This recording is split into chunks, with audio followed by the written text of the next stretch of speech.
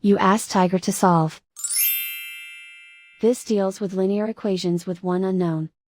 The final result is x equals -6. Let's solve it step by step. Simplify the expression. Expand the parentheses. Multiply the coefficients. Simplify the arithmetic.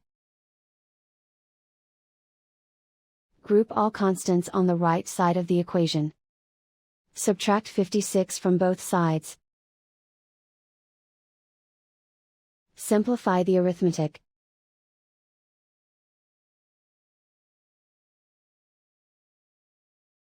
Isolate the x.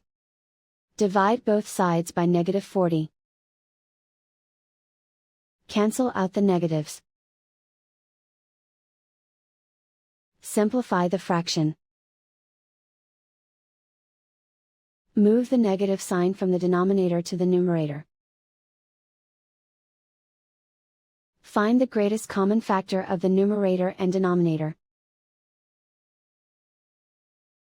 Factor out and cancel the greatest common factor.